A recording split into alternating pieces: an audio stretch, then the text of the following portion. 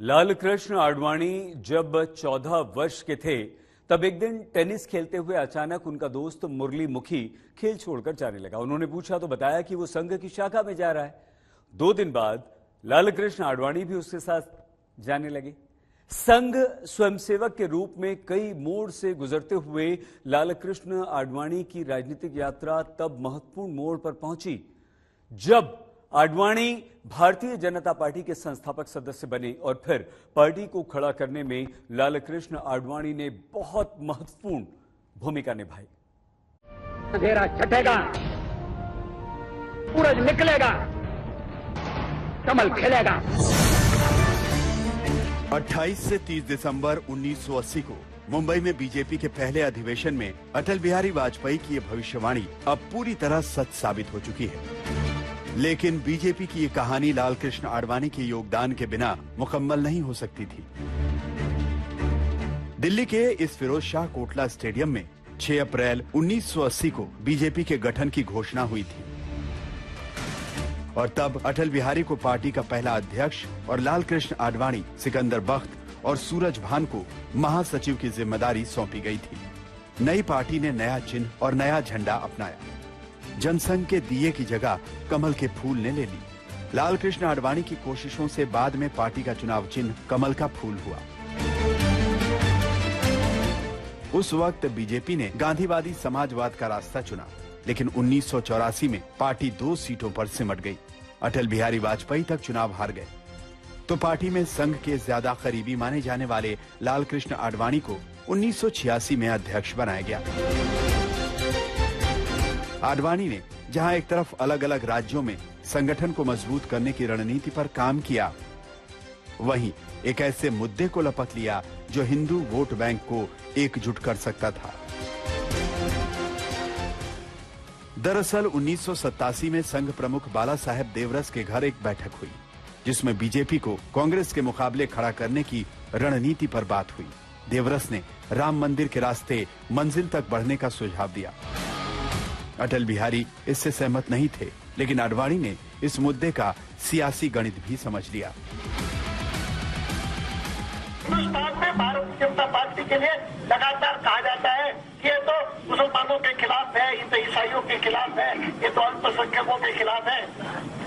लेकिन भारतीय जनता पार्टी के अध्यक्ष के नाते मैं आपको कहना चाहता हूँ और देश भर में मुसलमानों को भी कह रहा हूँ कि हिंदुस्तान में जहाँ पर भी भारतीय जनता पार्टी का शासन आया, किसी एक मुसलमान के साथ भी कभी अन्याय नहीं हुआ। 1989 में जनता दल के साथ हाथ मिलाकर बीजेपी ने लोकसभा में 86 सीटें जीत ली। आडवाणी का कद सबसे बड़ा हो गया। अभी तक राज्यसभा के रास्ते संसद पहुंचने वाले आडवाणी भी 89 में पहली बार लोकसभा के रास्ते संसद पहुंचे। मंडल कमीशन की सिफारिशों के खिलाफ आडवाणी ने राम के रास्ते सत्ता की राह खोजनी शुरू की और 1991 में पार्टी नंबर 2 पर पहुंच गई। 1992 में बाबरी ढांचे के विध्वंस के लिए आडवाणी को ही जिम्मेदार माना गया, लेकिन आडवाणी यही कहते रहे कि उन्होंने ना तो कभी मुसलमानों के खिलाफ कुछ बोला, ना कार सेवकों को भड़काया। 30 साल बाद यानी 2022 में बाबरी विध्वंस मामले में कोर्ट ने आडवाणी को बरी कर दिया, लेकिन आडवाणी के लिए इससे भी ज्यादा परेशान करने वाला आरोप था हवाला कांड में नाम आना। उनके खिलाफ आरोप लगाया गया था कि सांसद रहते हुए उन्होंने गैर कानूनी रूप से 25 लाख रुपए लिए और जब वो सांसद नहीं थे तब 35 लाख रुपए लिए। ये लालकृष्ण आडवाणी का साहस था कि उन्होंने आरोप लगते ही लोकसभा की सदस्यता से इस्तीफा दे दिया। पेटेंटली पॉलिटिकल मोटिवेटेड है, फैब्रिकेटेड है, लेकिन बावजूद इसके उसको एक्सपोज करने के लिए मैंने तय किया कि भाई मैं तो आज त्यागपत्र देता हूं लोकसभा से, और न केवल त्यागपत्र देता हूं, लेकिन जब तक ये झूठा आरोप हट नहीं जाता मैं संसद में नहीं जाऊंगा। इस्तीफा देने के बाद आडवाणी दुखी थे क्योंकि उन्हें मालूम था कि उनकी ली शपथ की वजह से उनका पूरा राजनीतिक करियर बर्बाद हो सकता है। आखिर देश में कोर्ट कचहरी के फैसले सालों ले लेते हैं। इसी दौरान एक दिन उनकी बेटी प्रतिभा उनके पास आई और उन्हें एक कविता दी। इस लंबी कविता में भक्त परमात्मा से कहता है कि मैंने हमेशा भक्ति की, लेकिन आपने मुश्किल समय में मेरा साथ क्यों छोड़ दिया। इसके जवाब में परमात्मा जवाब देते हैं, मेरे प्रिय अमूल्य बच्चे, तुझे मुझसे है अगाध स्नेह और प्रेम, और मैं तुझे कभी नहीं छोड़ सकता। संकट और दुख के समय जब जब तुम्हें दिखाई दिए सिर्फ एक जोड़ी पद चिन्ह, तब तक मैंने उठाया हुआ था तुम्हें अपनी गोद में। आडवाणी कहते हैं कि इस कविता ने उन्हें बहुत ताकत दी और संयोग से सिर्फ 16 महीने बाद उन्हें आरोप से मुक्ति भी मिल गई। इस बीच आरोप लगने से पहले जब संघ और बीजेपी के कई नेता लालकृष्ण आडवाणी को बीजेपी की तरफ से पीएम पद के उम्मीदवार के रूप में देख रहे थे, आडवाणी ने मुंबई के 1995 के अधिवेशन में अटल बिहारी वाजपेयी का नाम आगे बढ़ा दिया। मैं जैसे ही मंच पर बैठा है तो उन्होंने कहा, क्या किया तुमने? मैंने कहा, क्या किया? उन्होंने कहा कि मुझसे भी तो बात नहीं की। मैंने कहा, आपसे बात करके क्या करता मैं? मेरी अपनी, और मैं आपको कह सकता हूं कि आखिर तो अध्यक्ष के नाते इतना तो अधिकार है ही मुझे। लालकृष्ण आडवाणी और बीजेपी को एहसास था कि सत्ता के लिए कई दलों को साथ लेना होगा। कट्टर छवि वाले आडवाणी के नाम पर सब सहमत नहीं होंगे। 1996 के चुनाव में बीजेपी 161 सीट जीतकर सबसे बड़ी पार्टी बनी। अटल बिहारी पीएम बने, लेकिन सरकार 13 दिन में गिर गई। 1998 में फिर एनडीए की सरकार बनी, लेकिन 13 महीने में सरकार गिर गई।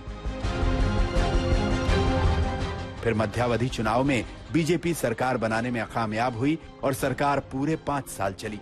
लालकृष्ण आडवाणी बतौर गृह मंत्री और उप प्रधानमंत्री अटल बिहारी के साथ कदम ताल करते रहे। इस दौरान कई चुनौतियां आई, लेकिन अटल आडवाणी की जोड़ी जमी रही। लेकिन 2004 में अप्रत्याशित हार से पार्टी भौचक रह गई। आडवाणी फिर अध्यक्ष बनाए गए। इस बार अटल बिहारी ने ऐलान कर दिया कि भविष्य में आडवाणी ही पीएम पद के दावेदार होंगे।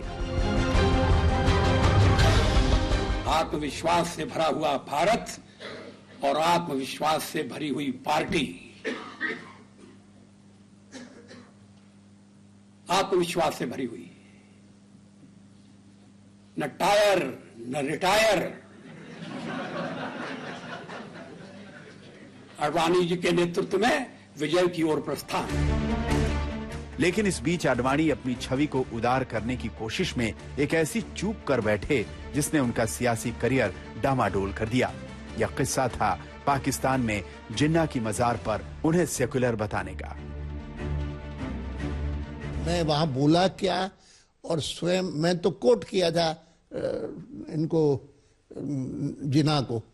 उस भाषण में ये कहा कि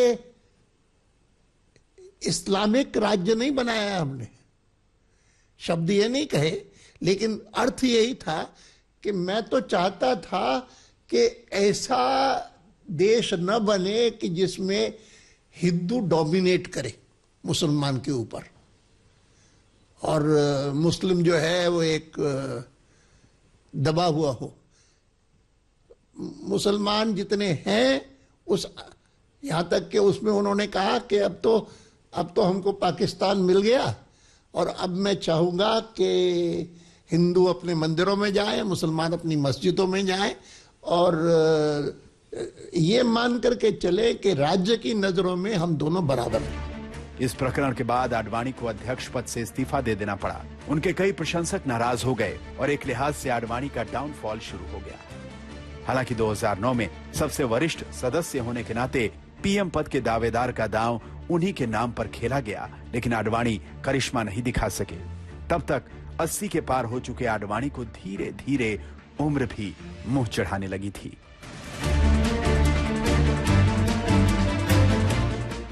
आज तक ब्यूरो।